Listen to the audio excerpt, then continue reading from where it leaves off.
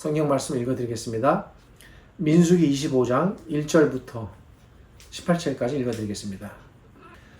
이스라엘이 시딤에 머물러 있더니 그 백성이 모압 여자들과 음행하기를 시작하니라. 그 여자들이 자기 신들에게 제사할 때에 이스라엘 백성을 청하며 백성이 먹고 그들의 신들에게 절함으로 이스라엘이 바알볼에게 가담한지라. 여호와께서 이스라엘에게 진노하시니라. 여호와께서 모세에게 이르시되 백성의 수령들을 잡아 태양을 향하여 여호와 앞에 목매어 달라. 그리하면 여호와의 진노가 이스라엘에게서 떠나리라. 모세가 이스라엘 재판관들에게 이르되 너희는 각각 바알볼에게 가담한 사람들을 죽이라 하니라. 이스라엘 자손의 온 회중이 회막 문에서 울 때에 이스라엘 자손 한 사람이 모세와 온 회중의 눈앞에 미디안의 한 여인을 데리고 그의 형제에게로 온지라. 제사장 아론의 손자 엘르아살의 아들 비느하스가 보고 회중 가운데에서 일어나 손에 창을 들고 그 이스라엘 남자를 따라 그의 막사에 들어가 이스라엘 남자와 그 여인의 배를 꿰뚫어서 두 사람을 죽이니 연병이 이스라엘 자손에게서 그쳤더라. 그 연병으로 죽은 자가 24,000명이었더라. 여호와께서 모세에게 말씀하여 이르시되 제사장 아론의 손자 엘르아살의 아들 비느하스가 내 질투심으로 질투하여 이스라엘 자손 중에서 내 노를 돌이켜서 내 질투심으로 그들을 소멸하지 않게 하였도다. 그러므로 말하라. 내가 그에게 내 평화의 언약을 주리니 그와 그의 후손에게 영원한 제사장 직분의 언약이라. 그가 그의 하나님을 위하여 질투하여 이스라엘 자손을 속죄하였음이니라. 죽임을 당한 이스라엘 남자 곧 미디안 여인과 함께 죽임을 당한 자의 이름은 시므리니 살루의 아들이요 시므온인의 조상의 가문 중 한 지도자이며 죽임을 당한 미디안 여인의 이름은 고스비이니 수르의 딸이라. 수르는 미디안 백성의 한 조상의 가문의 수령이었더라. 여호와께서 모세에게 말씀하여 이르시되 미디안인들을 대적하여 그들을 치라. 이는 그들이 속임수로 너희를 대적하여 부올의 일과 미디안 지휘관의 딸 곧 부올의 일로 연병이 일어난 날에 죽임을 당한 그들의 자매 고스비의 사건으로 너희를 유혹하였음이니라. 읽어드린 말씀을 중심으로 하나님의 질투라는 제목으로 말씀을 나누겠습니다. 이스라엘 백성이 애굽에서 나와 가나안 땅에 들어가기 전까지 그들은 광야에서 40년간 머물게 됩니다. 지리적 거리로 따지면 14일이면 들어갈 수 있는, 어찌 보면 가깝다 할 수 있는 거리인데 그 가나안 땅을 그들은 들어가는데 40년이 걸립니다. 이스라엘 백성이 가나안 땅에 들어갈 수 없었던 데에는 그만한 이유가 있었습니다. 이스라엘 백성이 애굽에서 나와 가나안 땅으로 들어가기 전까지 그들은 헤아리기 힘들 정도로 크고 작은 많은 잘못과 때로는 실수와 범죄들을 저질렀습니다. 그 수많은 죄악들 가운데 몇 가지를 뽑자면 가장 중대한 범죄 4가지가 있었습니다. 그 첫 번째 범죄는 그들이 애굽에서 나온 지 약 3개월 후에 벌어진 일입니다. 애굽에서 나온 지 얼마 되지 않아 모세가 십계명을 받기 위해 시내 산에서 40일간 금식하고 있을 때에 그들은 산 아래에서 금송아지를 만들어 우상을 섬겼습니다. 여기에 사용된 금도 생각해보면 참으로 어이가 없는 일입니다. 여기에 사용된 금들은 모두 하나님께서 은혜를 베푸셔서 그들이 애굽에서 나올 때에 애굽인들을 통해 그들에게 억울함이 없도록 하나님께서 애굽인들의 마음을 감동시키셔서 노역의 대가로 받게 하신 것입니다. 이것은 이미 하나님께서 아브라함에게 400여 년 전에 약속하신 것을 하나님께서 이루신 사건입니다. 창세기 15장 14절에서 하나님께서는 아브라함에게 이리 말씀하셨습니다. 그들이 섬기는 나라를 내가 징벌할지며 그 후에 내 자손이 큰 재물을 이끌고 나오리라.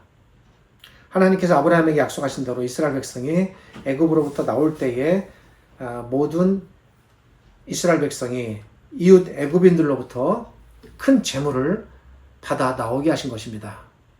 어찌 애굽 사람들이 재물을 요구할 때에 자발적으로 줄 수 있었겠습니까? 하나님께서 간섭하시고 그들의 마음을 움직이셨기 때문에 가능한 일이었습니다.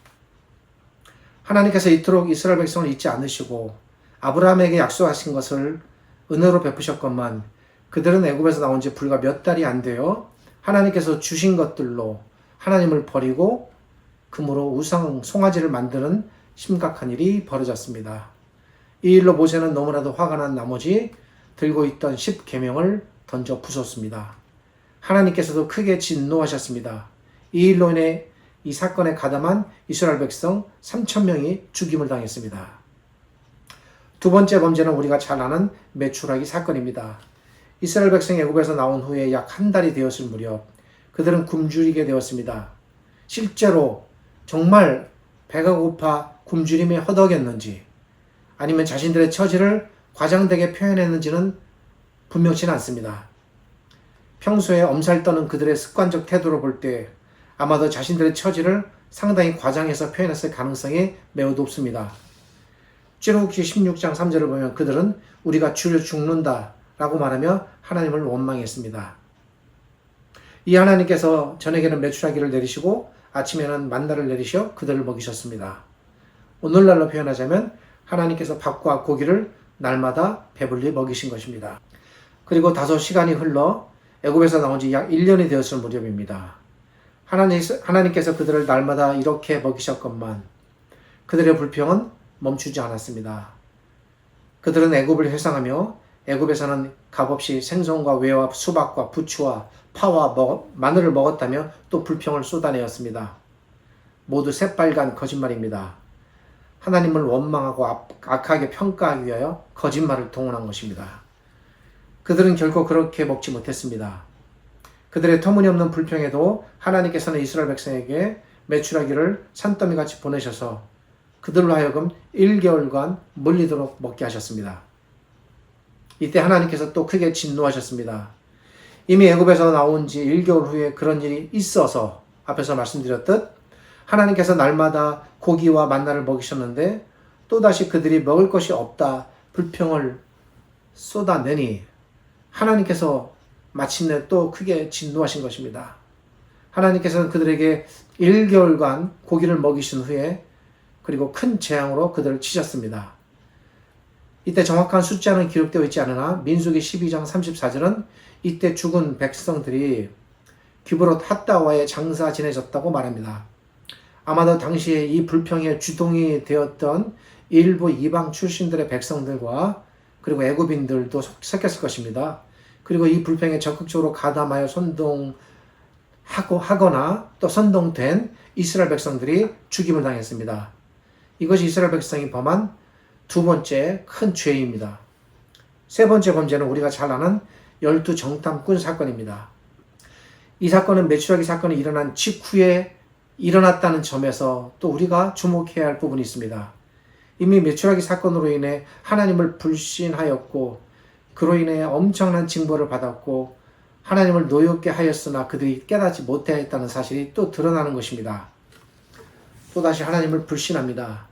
우리가 잘 아는 대로 모세는 각 지파별로 한 명씩 선발해서 가나안 땅을 탐지하게 하였습니다. 이때까지만 해도 모세의 가슴은 곧 다가올 가나안 땅에 대한 꿈의 입성으로 인해 가슴 설레었을 것입니다. 탐지가 끝나면 곧바로 들어가 가나안 땅을 정복할 마음이었을 것입니다. 꿈에도 그리던 날이 마침내 다가오는 순간이었고 마지막 정탐의 과정만 남아 있었습니다. 그런데 정탐의 결과 여호수아와 갈렙을 제외한 10명의 이 정탐꾼은 한결같이 가나안 땅을 들어가지 못한다고 전했습니다. 그 결과 전 이스라엘 백성은 슬피 울며 두려워했습니다. 하나님께서 우리를 모두 죽이시려고 애굽에서 나오게 하셨다. 이 표현을 잘 생각해 볼 필요가 있습니다. 이렇게까지 말하면 죽이시려고 우리를 애굽에서 나오게 하였다. 아예 하나님께서 처음부터 악한 의도로 우리를 끌고 나왔다. 하나님을 아주 근본적으로 악평하는 말입니다. 걷잡을 수 없이 빠른 속도로 큰 두려움이 이스라엘 백성 진영 전체에 확산되었습니다. 곰팡이에 핀 음식을 하룻밤만 놔둬도 그 다음날 되면 온 음식 전체에 퍼져 있듯 두려움은 그렇게 순식간에 퍼졌습니다. 하나님께 대한 불신과 불평과 두려움이 삽시간에 이스라엘 백성 전체를 마치 불이 산을 집어삼키듯 그렇게 집어삼켰습니다. 여호수아와 갈렙이 아무리 나섰지만 그 두 사람의 노력으로 이 불길을 잡을 수는 없었습니다. 그들이 옷을 찢으며 두려워 말라 목이 쉴 정도로 소리쳤건만 아무 소용이 없었습니다. 그들의 목소리도 이 군중들의 두려움과 불안에 모두 묻혀버렸습니다. 이 사건으로 인해 당시 정탐에 참여했던 10명의 지도자들이 죽임을 당했고 이스라엘 백성은 여호수아와 갈렙을 제외한 그리고 심지어 모세까지 포함해서 단 한 사람도 가나안 땅에 들어가지 못하리라는 하나님의 선고를 받았고 그런 결과를 맞았습니다. 그리고 마지막 네 번째 그들의 중대한 범죄가 바로 본문의 사건인데 징벌의 차원에서 봤을 때는 가장 심각한 사건입니다. 그런데 오늘 우리가 살펴본 이 모압에서의 이 사건은 그리 간단치가 않습니다. 이 사건은 이 일이 일어나기 전까지 아주 오랜 기간 동안 상당히 예비적인 어떤 일들이 진행됐고 그리고 그 결과가 오늘 본문의 사건으로 정점을 찍는 것으로 나타났습니다. 그리고 이 사건에 대한 하나님의 심판은 이스라엘 남자들을 죽이신 것으로 끝나지 않고 더욱 엄중한 하나님의 심판으로 이어지게 됩니다. 본문 전후와 연관되는 매우 중차대한 사건입니다. 이런 전체의 과정을 살펴보아야 우리가 오늘 이 본문을 통해서 하나님께서 가르치고자 하는 사실이 무엇인가 비로소 잘 드러나게 됩니다. 우선 본문에 기록된 사건의 내용이 무엇인지 내용부터 보겠습니다. 이스라엘 백성은 애굽을 나온 후에 그들의 불신 때문에 가나안 땅을 눈앞에 두고도 들어가지 못하고 제가 몇 가지 죄악을 말씀드렸습니다. 그것들이 기반이 되어 40년을 방황하게 됩니다. 이미 말씀드린 12 정탐꾼 사건이 큰 역할을 했습니다. 이 40년이 거의 지나고 이스라엘 백성이 이제 가나안 땅에 들어가기 직전에 이스라엘 진영 안에서 심각한 사건이 발생했습니다. 그것이 오늘 본문에 기록된 내용입니다. 어느 날 하나님께서는 자기 백성들의 두령들의 목을 베어서 태양을 향해 높이 매달라 하셨습니다. 특별히 두령들의 목을 베어 태양을 향해 높게 매달게 하셨다는 것은 목 베인 이들의 머리가 태양에 밝게 비춰지게 함으로써 모든 백성이 목 베인 자들의 머리를 잘 볼 수 있게 하였다는 것을 의미합니다.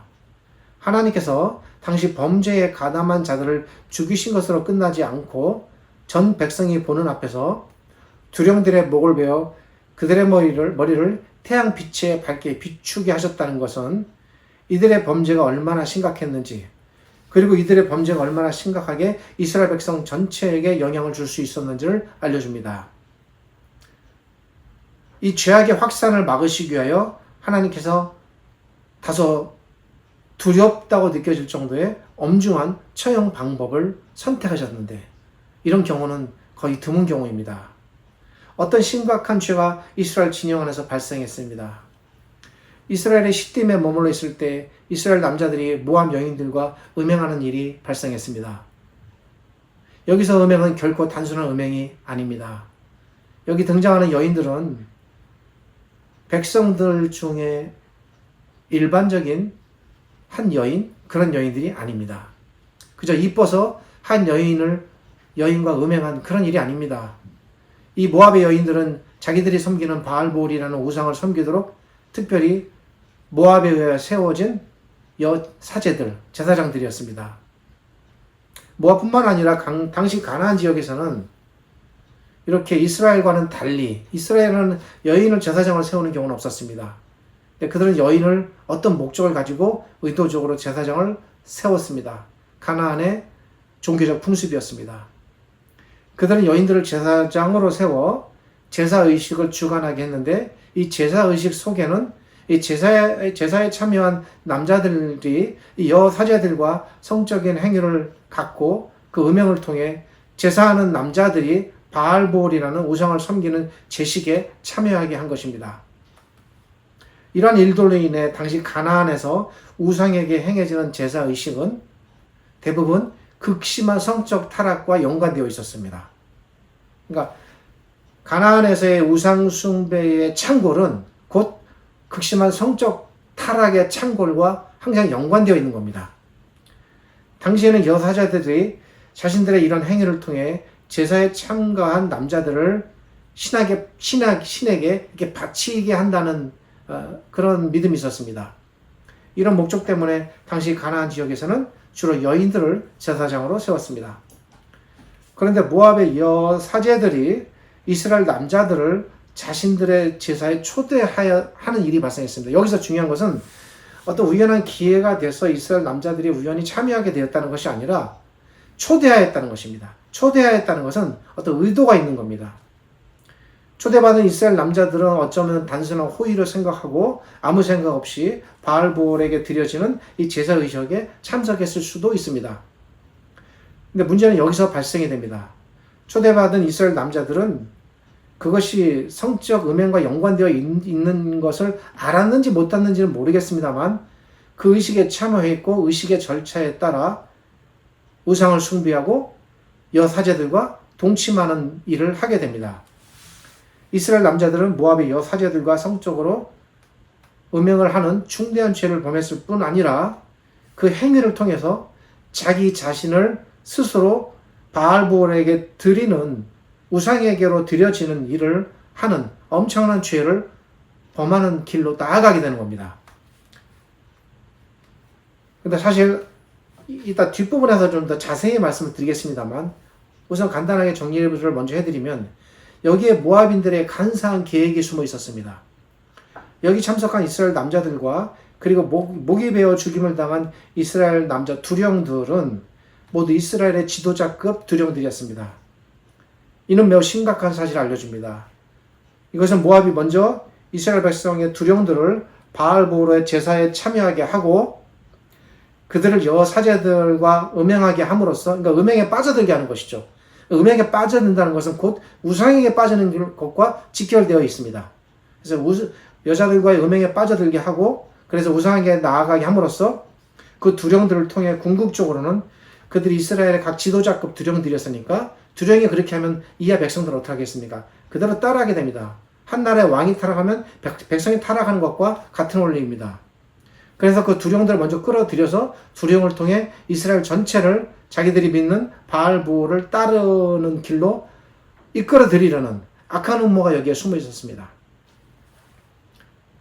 이 부분에 대해서 하나님께서는 18절에서 이는 그들이 속임수로 너희를 대적하여 부올의 일과 미디안 지휘관의 딸 곧 부올의 일로 연병이 일어난 일에 죽임을 당한 그들의 자매 고스비의 사건으로 너희를 유혹하였음이라 라고 말씀하시는데 여기서 특별히 속임수로 너희를 대적하였다 라는 이 말이 무엇인지는 오늘 말씀 설교 뒷부분에서 요건 좀 소상히 다시 풀어드리겠습니다. 우선 이런 것들은 무엇을 의미할까요? 이것은 모압이 의도적이고 계획적으로 이스라엘의 두령들을 처음부터 계획해서 유혹하였다라는 것을 알려줍니다. 처음부터 계획적으로 바알볼에게 끌어들인 것입니다. 이것은 모압이 궁극적으로 이스라엘 전체를 자신들이 섬기는 바알볼을 섬기게 하고자 하였음을 알려줍니다. 그리고 그 과정에서 여인들과의 음행이라는 것을 통해, 그러니까 여인을 이용한 것이죠. 요즘으로 말하면 미인계를 쓴 겁니다. 아마도 추측컨대 모압 족속이 이렇게 한 이유는 이스라엘 백성들을 자신들이 섬기는 바알볼로 끌어들임으로써 그렇게 이스라엘 백성이 바알볼에게 들어오면은 상대적으로 어떤 일이 바로 벌어지겠습니까? 하나님을 떠나는 거죠. 하나님을 등지게 되는 겁니다. 하나님을 등지지 않고는 바알볼에게 들어올 수가 없는 거니까 그런 논리가 됩니다. 그렇게 함으로써 궁극적으로 이스라엘로 하여금 하나님을 버리고 자신들과 같은 그러한 종교 공동체로 만들고자 함이 어떤 큰 그들의 그림이었습니다. 이러한 이유에서 볼 때 모압의 여사제들과 이루어진 이스라엘 두령들의 이 음행 사건은 결코 이 기록된 표면적인 내용만을 가지고 단순히 음행 사건이라거나 아니면 우연히 발생된 사건으로 결코 볼 수 없는 어떤 이유가 있습니다. 이 사건은 모압의 매우 치밀한 계획하에 이루어진 정치적인 사건이라고 볼 수 있습니다. 그 정치적인 사건에 음행이 동원된 것입니다. 모압은 먼저 이스라엘의 두령들을 바알볼에게 끌어들임으로써 궁극적으로 이스라엘 전체를 바알볼에게 끌어들이고 그렇게 함으로써 하나님을 떠나게 하는 것이 최종적 목표였습니다. 그리고 그렇게 함으로써 하나님께 버림을 받는다면 그동안 하나님께서 함께 하셔서 애국과 홍해와 강야에서 이루어졌던 모든 일들이 오직 하나님으로부터 나온 일이니 하나님으로부터 버림을 당한다면 더 이상 그들이 그런 힘을 다 잃게 될 것이다 라고 생각한 것입니다. 이 부분 잘 이해하시겠습니까? 그러니까 하나님과의 관계를 끊어놓는 것, 단절. 이 단절되면 그들의 모든 힘과 능력은 소실된다라는 그런 생각을 그들이 가진 것입니다. 그러기에 이 사건은 매우 정치적이고도 고도의 정력이 숨겨진 사건으로 보아야 합니다. 이 정치적 목적을 위해 모압의 여사제들이 동원된 것입니다. 그 결과 출애굽 3개월 후에 발생했던 금송아지 사건 이후에 또다시 매우 중대하고도 심각한 대형적인 사건이, 대형 타락 사건이 발생하게 됩니다. 이게 우연히 발생되지 않고 어떤 고도의 전략하에 의도적으로 계획된 사건이라는 측면에서 봤을 때 금송아지 사건도 치명적인 사건이긴 하지만 어떤 면에서 볼 때는 그보다 더 아주 고약한 사건입니다. 이 사건이. 하나님께서 진노하실 것은 너무나도 자명했습니다. 하나님께서 이 일에 가담한 당사자들과 두령들의 목을 베어 태양을 향해 높이 달게 하셨습니다. 왜 그렇게 하셨는지는 앞에서 말씀을 드렸습니다. 하나님께서 그리고 이 일의 확산을 원천적으로 차단하시기 위해 여러 가지 조처들을 취하셨습니다. 하나님의 진노는 여기서 끝나지 않았습니다. 이 일에 동조하고 가담한 이스라엘 진영 안에 급격하게 전염병이 퍼졌습니다. 수많은 사람들이 죽어나갔고 더 죽어나갈 처지에 놓였습니다. 그런데 문제는 이러한 상황 속에서 또 말도 안 되는 일이 벌어졌다는 것입니다. 하나님의 진노로 두령들이 목이 잘려 장대에 높이 달려 있고 또 다른 많은 사람들이 지금 이 전염병으로 인하여 막 죽어나가고 있는 이 상황 속에서 밤도 아닌 대낮에 사건이 벌어졌습니다.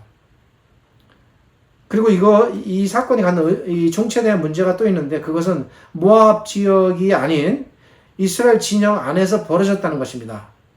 너무나도 황당하고 어처구니가 없는 상황이 발생했습니다. 아마도 이 정도 일은 그 누구도 예측치 못했을 것 같습니다. 모세도 이 정도 일에 대해서는 예측하지 못했던 것 같습니다. 이 일이 너무나 갑작스럽게 예측이 없이 발생된 일이었기에 얼마나 주목할 만한 사건인지 모세는 당시 사건을 회고하며 히브리어 원문 본문을 따르면 보라 라는 놀라운 감탄사로 시작합니다. 우리말 성경 6절에는 보라라는 이 히브리어 원문 감탄사가 빠졌습니다. 이스라엘 진영 안에서 벌어진 이 음행 사건은 미디안이나 모압 진영에서 벌어진 음행 사건과 비교해 볼 때 심각한 의미를 갖게 됩니다. 자, 그것은 무엇인가 하면 모압이 사실 미디안도 거기 연관되어 있는데 일단 제가 모압을 중심으로 설명드리겠습니다. 모압의 여사제들을 이용해서 이스라엘 전체를 바알볼에게 빠뜨리고자 했던 그들의 계획이 어느 정도 먹혔다는 겁니다. 진행됐습니다. 그리고 그것이 확산되어서 본격적으로 이스라엘 진영 안에서까지 그 일이 그들의 계획이 결실로 나타나게 되었다라는 면에서 이 사건이 갖는 중차대함이 있습니다. 그들이 계획했던 대로 이스라엘은 여사제들과의 음행에 빠져 모압과 그리고 미디안에서 바알볼을 따르는 길로 나아갔는데 그것이 거기서 끝나는 것이 아니라 모압 진영이 아닌 이스라엘 진영 안에까지 들어왔다는 측면에서 사건의 심각성은 더 큽니다. 모압이 계획했던 대로 일이 그렇게 여기까지는 진행되고 있었다고 우리가 볼 수 있습니다. 이스라엘 진영 안에서 발생된 미디안 여사제 고스비와의 음행 사건은 그러니까 처음에 이 모압의 계획이었고 그 모압의 계획에 미디안도 합세한 건데 그 모압의 계획대로 이스라엘이 여사제들과의 음행을 통해 바알볼에게 빠졌음을 보다 분명하게 알려준다는 측면에서 이 사건은 이스라엘 진영 안에서 벌어진 이 사건은 모압 진영에서 발생한 음행 사건과는 또 다른 차원에서의 중차대함을 갖는다는 겁니다. 그 차이를 아시겠습니까? 이 부분이 여러분이 이 문맥을 읽으면서 놓치면 안 될 매우 중요한 부분입니다. 그러니까 사건이 이렇게 발전된 겁니다. 그래서 모압의 영향으로 모압뿐만 아니라 다른 이방 민족인 미디안의 여사제들과도 음행에 빠지게 되었고 그것이 확산되었음을 알려줍니다. 한 이스라엘 남자가 미디안 여인을 데리고 와서 떳떳하게 이스라엘 백성 앞에 나타났습니다. 이게 얼마나 심각했으면 부끄러운 줄 모르고 두려움이나 가책도 없이 당당하게 대낮에 이스라엘 백성 앞에 이렇게 끌고 데리고 와서 나타났을까? 이제 감각도 마비된 겁니다. 그만큼 퍼졌습니다.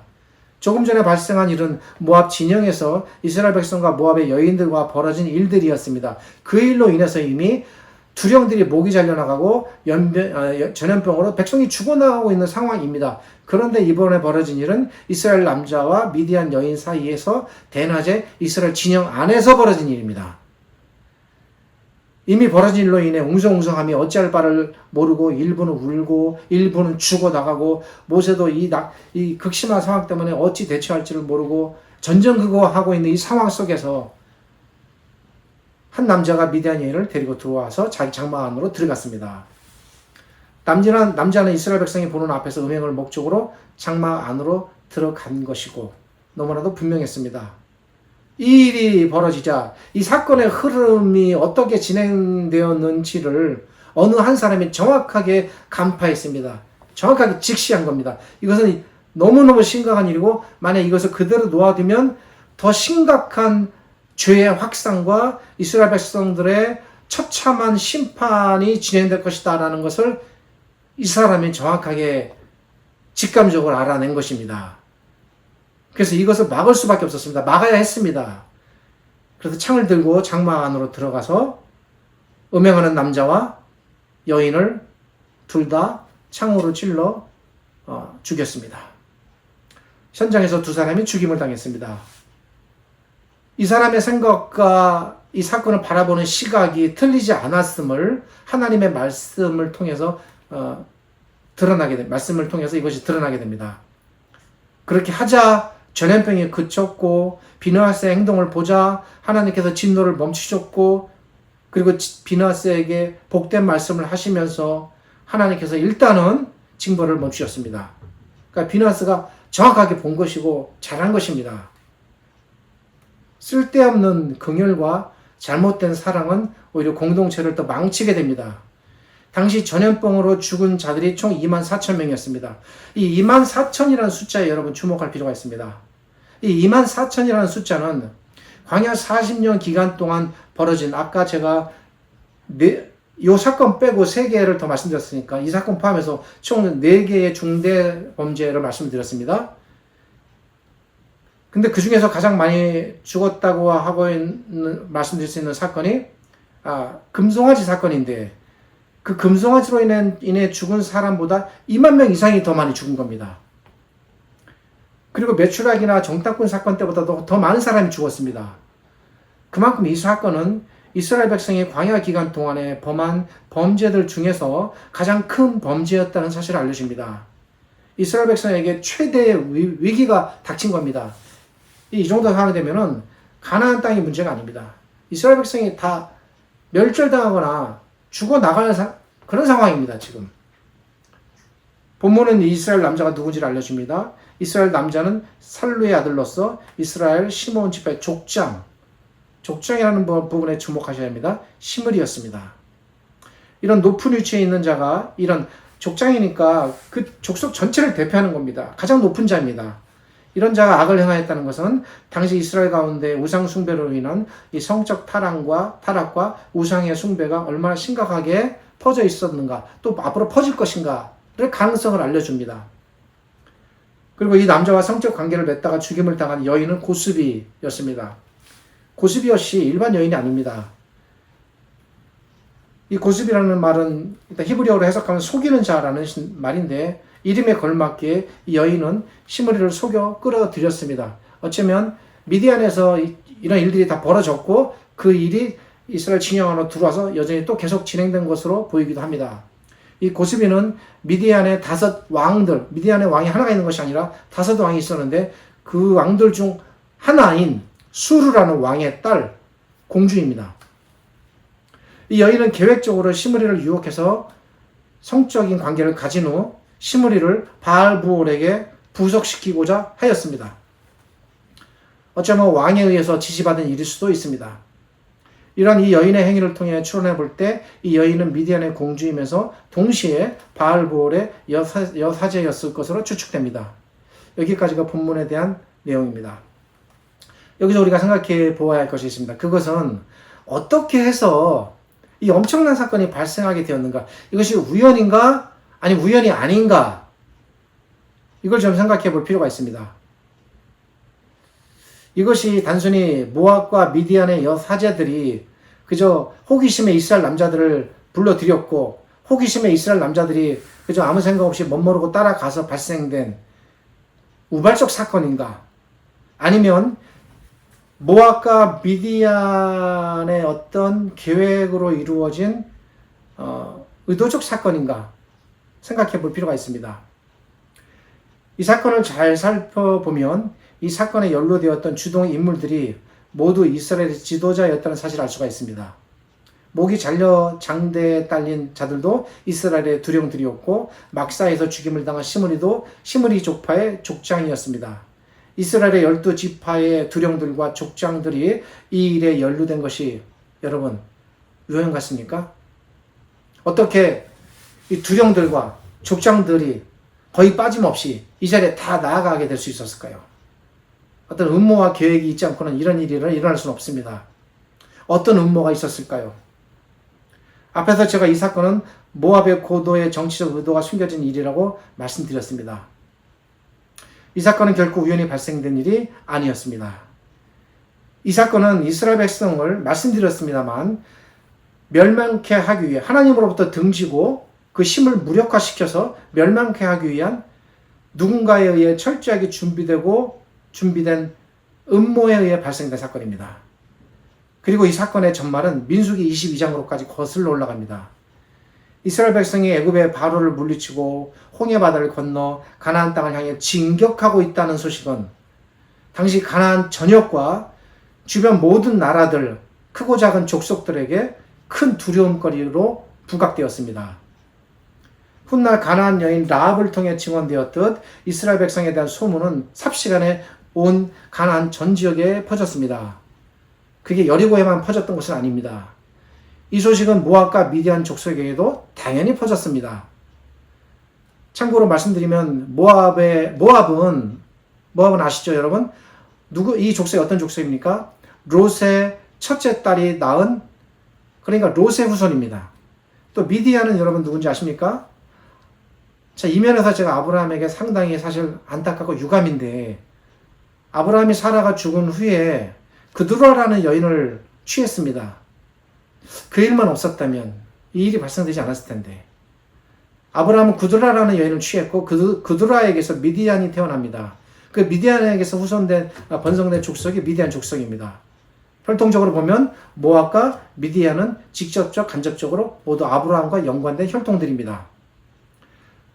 한편 모압에 대해서는 이미 하나님께서 신명기 2장 9절에서 말씀하신 것처럼 이런 자비까지도 베푸셨습니다. 모압이 롯의 자손이니까 모세에게 모압은 치지 말라라고까지 말씀하셨습니다.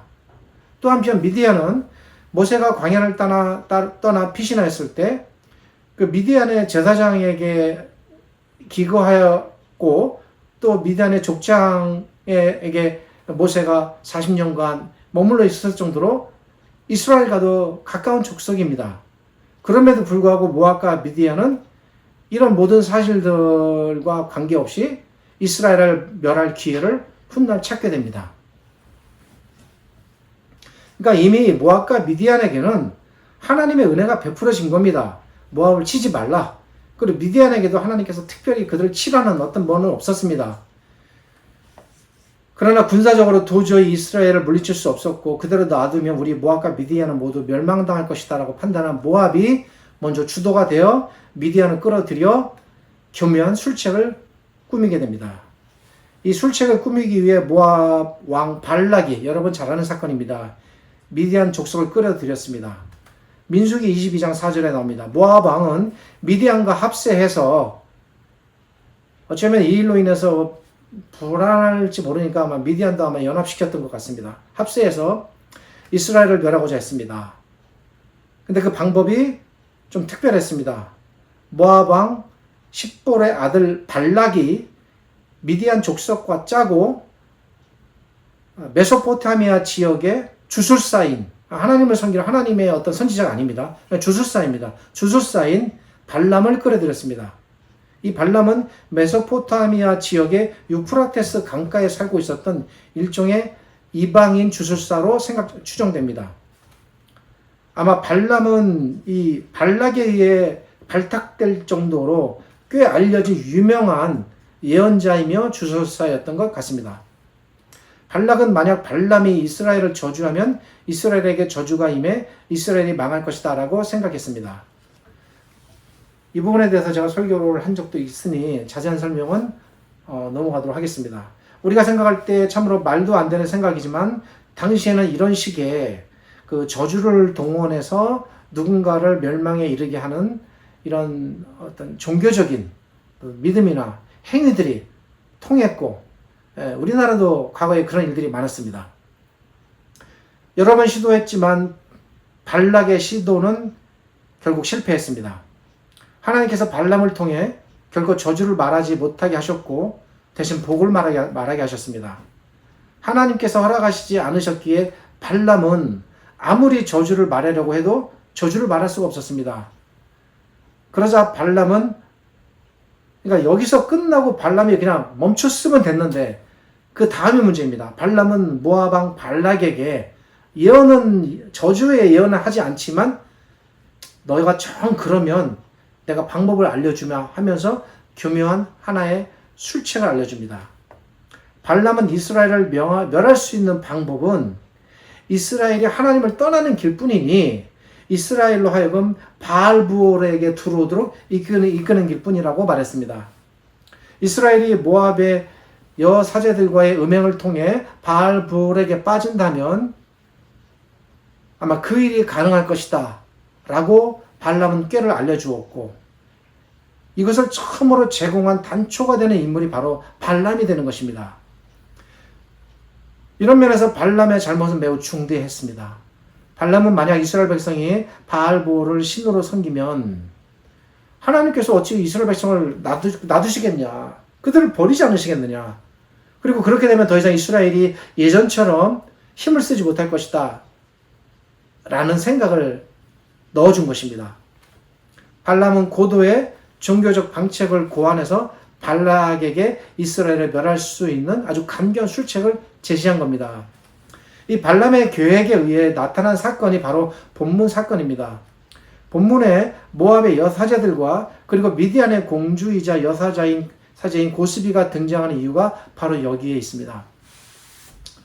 그러니까 여러분이 이 사건 자체로 보시면 안 되고 적어도 민수기 2장 22장부터 연관되는 전체적인 흐름 속에서 보셔야 합니다. 모압과 미디안은 처음부터 이 일에 공모하였습니다. 이들은 그 방법을 듣고 발람을 통한 저주로 이스라엘을 멸하는 것이 실패하자 이스라엘을 이제 이 간교한 방법으로 여사제들과의 성적 타락으로 끌어들여 하나님과 멀어지게 하고 그들을 파멸의 길로 들어서게 하고자 이 일을 시작한 것입니다. 모압과 미디안의 왕의 차원에서, 왕적인 차원에서 국가적으로 이 일이 공모된 것입니다. 절대 알아서 이루어진 일이 아닙니다.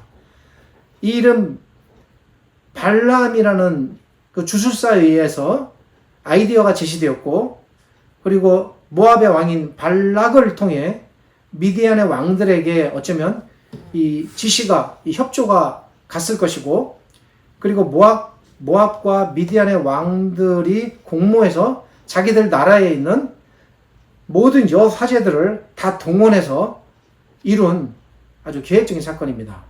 처음부터 끝까지 치밀하게 계획되었습니다. 그러기에 이 사건은 처음부터 모압과 미디안이 주도적으로 계획한 고도의 정치적 사건이라고 보아야 합니다. 이것이 왜 이런 사건인지는 조금 이따 아시게 됩니다. 이 사건으로 인해서 하나님께서 이렇게 교묘하고 간교하게 계획했기 때문에 하나님의 진노는 이스라엘 백성에게 멈추는 것이 아니라 이들을 치는 것으로 나타나게 됩니다. 이들을 하나님께서 놔두실 리가 없습니다. 간교한 술책을 썼기 때문에. 이 사건이 이렇게 치밀하게 계획된 사건이라는 증거가 이 사건에 연루된 사람들 대부분이 이스라엘의 지도자들이었는데 이들이 왜 지도자였는가가 그래서 이렇게 드러나는 겁니다. 먼저 지도자를 끌어들인 것입니다. 모압과 미디안은 이스라엘 전체를 타락시키기 위해서 일반 백성보다는 지도자들을 먼저 끌어들이는 것이 훨씬 더 일적으로 효율적이라고 생각했을 것입니다. 만약 이스라엘의 지도자들이 앞장서서 바알보를 섬기고 자신들에게 오면 이스라엘의 남은 백성들 무더기로 다 동시에 넘어올 것이다라고 판단했을 것입니다. 이스라엘 두령들은 이런 사실을 까맣게 모르고 이런 엄청난 무서운 음모가 있는지를 전혀 모르고 바보들 같이 모압과 미디안의 여인들이 이끄는 대로 마치 눈먼 소가 도살장으로 끌려가듯 입에 먹여주는 그 달콤한 풀의 맛에 이끌려 도살장으로 끌려가듯 그렇게 끌려간 것입니다. 이런 모든 사건의 전말을 어찌 하나님께서 모르시겠습니까? 다 하신 것입니다.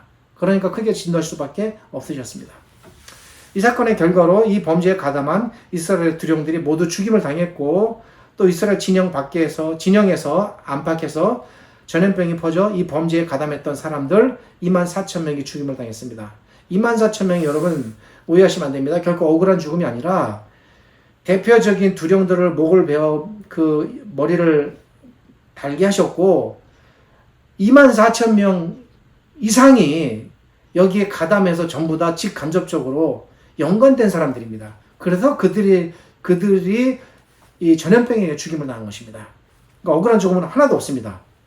그리고 민수기 31장 7절과 8절을 보면 하나님께서 제가 말씀드렸죠. 이게 이 미디안과 모압의 음모라고 얼마나 하나님께서 그들에게 진노하셨냐면 이 사건에 가담한 미디안의 5 왕들 예위, 레겜, 수루 아까 그 고스비는 수루의 딸이라 그랬습니다. 그리고 후루, 레바를 죽이셨고 미디안의 모든 촌락을 전부 다 불태우고 다 멸절시키게 하셨습니다. 하나님께서 얼마나 크게 진노하셨는지를 알 수 있는 대목입니다. 그리고 이것이 어떻게 정치적으로 준비됐는지도 알려주는 부분입니다. 이 사건을 처음부터 기획했던 총책임자 누구였습니까? 발람이었습니다. 발람은 미디안과의 전쟁에서 또 죽임을 당하게 됩니다. 발람이 결코 이 책임에서 빠져나갈 수가 없는 겁니다. 이로써 이 사건에 대한 하나님의 심판이 일단락 마무리됩니다. 이 사건으로 이스라엘 백성 24,000이 죽고 미디안의 5 나라가 통째로 멸망당할 만큼 중차대했던 당시로서는 초대형급 사건이었습니다. 모압에 대한 하나님의 심판과 처결은 어떠했는지는 정확하게 드러나지 않으니 거기에도 상당한 하나님의 심판이 있었을 것으로 추정되지만 언급되지 않았으니 그거는 말씀드리기는 좀 어렵습니다. 이 사건의 중심으로 등장하는 인물이 있으니 그가 바로 아론의 손자 비느하스였습니다. 하나님께서 비느하스에 대해 이렇게 말씀하십니다. 10절부터 13절입니다. 여호와께서 모세에게 일러 가라사대 제사장 아론의 손자 엘르아살의 아들 비느하스가 나의 질투심으로 질투하여 이스라엘 자손 중에서 나의 노를 돌이켜 나의 질투심으로 그들을 진멸하지 않게 하였도다. 그러므로 말하라 내가 그에게 나의 평화의 언약을 주리니 그와 그의 후손에게 영원한 제사장 직분의 언약이라. 그가 그 하나님을 위하여 질투하여 이스라엘 자손을 속죄하였음이니라. 그러니까 비느하스는 제사장의 직분을 충실히 이 2 사람을 징벌함으로써 잘 감당한 것입니다. 비느하스는 여호와께서 어떤 신이신지를 알았습니다. 비느하스는 여호와께서 왜 그렇게 분노하셨는지를 알았습니다. 하나님께서 주신 10계명 중에 제2계명 중에 중요한 내용이 나옵니다. 무엇입니까? 나 여호와는 질투하는 하나님이다. 분명히 하나님께서 모세에게 돌판에 새겨 알려주셨습니다. 그 질투하는 하나님이라는 사실을 비느하스가 안 것입니다. 비느하스는 여호와께서 자기 백성을 너무나도 아끼고 사랑하시기에 그 사랑 때문에 자기 백성이 하나님이 아닌 다른 신을 택하여 섬기는 것에 대해 심각하게 질투하신다는 사실, 이 하나님의 속성을 정확하게 알았습니다. 그러니까 이리 하나님의 질투에 반하는 행동을 그가 용납할 수 없었던 것입니다. 이에 비느하스는 여호와의 이름으로 여호와를 대신하여 여호와의 질투심으로 2 사람을 처결한 것입니다. 결국 개인적인 차원의 살인으로 보시면 안 됩니다. 그러기에 비느하스의 분노는 여호와의 분노였으며 그의 질투는 곧 여호와의 질투였으며 비느하스의 심판은 여호와의 심판이었습니다. 비느하스는 여호와 하나님이 어떤 분인지를 정확하게 알았기 때문에 이런 행동을 두려움 없이 그리고 용단을 내어 행할 수 있었던 것입니다. 그리고 여호와의 진노의 손길은 멈췄습니다. 그렇다면 오늘 본문이 우리에게 무엇을 가르쳐주는지 한번 생각해 보겠습니다. 본문이 우리에게 가르쳐주는 것은 무엇입니까? 본문이 우리에게 알려주려는 핵심적인 사실은 이스라엘 두령들이나 시므리의 잘못을 통한 경고 아닙니다. 비느하스의 이 용단 있는 행동을 통한 교훈도 아닙니다. 우리가 하나님의 말씀에 초점을 잡고 사람 중심으로 생각하다 보니 하나님께서 말씀하시려는 사실을 놓치고 성경을 윤리적 접근으로 하게 됩니다. 물론 이들의 행동을 통해 우리가 가르침을 얻을 수는 있겠습니다만 그것이 이 본문을 기록한 기록자의 목적은 아닙니다. 기록자의 목적은 이것입니다. 왜 하나님께서 이토록 진노하셨는가? 이에 대한 해답을 기록자는 제시합니다. 기록자는 하나님의 진노의 원인이 무엇이었을까? 이에 대한 답을 알려줍니다. 기록자가 볼 때 하나님께서 이토록 진노하신 이유는 무엇입니까?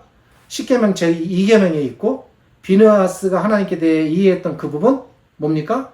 하나님께서는 질투하시는 하나님이시다는 거예요. 자기 백성 때문에. 그런데 이 질투를 우리가 오해하시면 안 됩니다. 왜? 우리도 자꾸 질투하는데 우리의 질투와 이 겹쳐지는 부분으로 생각하셨기 때문에 오해의 소지가 있습니다. 하나님의 질투는 결코 사람의 질투와는 본질적으로 다른 어떤 측면이 있습니다. 이 하나님의 질투는 결코 자기 백성이 너 이렇게 했기 때문에 자기 백성을 원망한다거나 자기 백성을 함부로 대한다거나 자기 백성에게 불행을 바라는 그런 방식으로 나타난 질투가 아닙니다. 사람의 질투는 그렇지 않은 경우가 많습니다. 사람의 질투는 그 질투가 동원되면 사랑하는 사람을 미워하고 사랑하는 사람을 불행하게 만들고 사랑하는 사람을 심지어 죽이고 살인하는 일까지 벌어질 정도로 사람의 질투는 잘못된 질투입니다. 그러나 하나님의 질투는 아름답고 선하신 질투입니다. 이 질투에는 언제나 자기 백성을 아끼고 지키고 돌보시는 이것이 항상 주가 되는 질투입니다. 그러니까 결코 하나님께서 질투 때문에 자기 백성을 벌하시거나 심판하신 일은 없습니다. 이 질투는 하나님께서 자기 백성을 너무나도 아끼시게 하시는 질투입니다. 그러니까 우리를 사랑하시고 회복시키기 위하여 우리에게 질투하시는 겁니다. 우리가 하나님을 섬김에 있어서 소홀함 없이 언제나 정신 바짝 차리고 하나님께만 집중해서 하나님을 섬겨야 하는 이유가 여기에 있습니다. 하나님께서 나로 인해 질투하게 하시면 안 됩니다. 하나님은 적당히 섬겨도 대충 통하는 그런 하나님이 아닙니다. 하나님은 가끔씩 생각날 때 한 번씩 떠올리는 그런 분 아닙니다. 하나님은 우리가 이런 방편 저런 방편 이런 길 저런 것 저런 길 이것저것 하다가 안 되면 그 중에 하나로 선택하는 해도 되는 우리 인생의 선택지들 중 한 분이 아닙니다. 하나가 아닙니다. 결코 쉽지는 않겠지만 최대한 신경 써서 항상 마음의 중심을 잃지 마시고 하나님께 두어야 합니다. 언제나 최대한 집중해 하셔야 되고 최고의 자리를 그 마음의 자리를 하나님께 내드리는 일에 소홀함이 없으셔야 합니다. 우리가 하나님을 섬기면서 눈에 보이는 우상을 지금 시대에 겸하여 섬기지는 않겠지만 물론 그런 사람도 있습니다. 신자들 중에 장로, 권사 이런 사람들까지도 때가 되면 점을 보러 다니고 그런 사람도 있어요. 안 믿겨지겠지만 실제로 그렇습니다. 우리가 그 정도까지는 아니겠지만 우리가 하나님을 섬기되 소홀히 여기고 대충 섬기고 적당히 눈 가리고 아웅하고 적당히 타협하고 부주의하게 하나님의 질투심을 유발할 가능성은 얼마든지 있습니다. 구체적으로 세부적으로 다 말씀드리는 없습니다만 우리의 예배가 그럴 수가 있고 우리의 기도가 그렇게 동원될 수가 있고 성경을 대하는 우리의 태도가 그럴 수가 있고 우리가 헌신하고 이웃을 섬긴다 하면서도 그런 요소에 이런 불순물들이 언제나 끼어들어갈 수가 있는 것입니다. 하나님께서 우리에 대하여 인내하시고 참으시는 만큼 그분의 인내와 참으심을 여러분 악용하지 마시고 그분의 인내와 참으심에 깊이 마음에 새겨 감사하는 마음으로 언제나 하나님께 최선의 마음으로 나아가실 수 있기 바랍니다. 마지막으로 한 말씀만 드리고 말씀을 맺겠습니다. 하나님께서는 언제나 우리 사랑에 목말라 하시며 우리를 향하여 애타게 질투하시는 하나님이십니다. 기도하겠습니다. 하나님 감사합니다. 오늘 말씀으로 우리 하나님께서 어떤 하나님인가를 살펴보았습니다. 자기 백성을 너무나도 사랑하시기에 질투하시는 하나님. 그러나 그 질투는 결코 자기 백성을 불행하게 하거나 힘들게 하거나 멸망으로 이끄는 질투가 아닌 회복시키시고 용서하시고 사랑하시고 다시 일으켜 세우시는 아름다운 선하신 질투임을 저희가 깨닫습니다. 오늘 말씀을 통해서 우리가 하나님을 더 잘 이해하고 그러기에 온 마음과 온 뜻을 다하여 하나님을 섬기고 우리의 삶 속에서 티끌만큼도 하나님의 질투가 유발되지 않도록 삶을 잘 조련하고 조절하고 단련하여 하나님께 나아가는 거룩한 백성들이 되게 하여 주옵소서. 지금은 우리 주님 예수 그리스도의 은혜와 죄를 지극히 사랑하시는 아버지 하나님의 크신 사랑과 오늘 이 말씀으로 우리에게 오셔서 일깨워 주시고 말씀과 함께 일으켜 세우셔서 하나님께 향한 거룩한 믿음의 길로 나아가도록 이끌어 주신 성령 하나님이 함께 하심이 오늘 이 말씀을 받아들이고 읽고 깨닫고 묵상하는 모든 신자들에게 하나님의 위로와 사랑과 넘치시는 은혜가 가득하시기를 우리 주님 예수 그리스도의 이름으로 축복하며 기도드립니다. 아멘.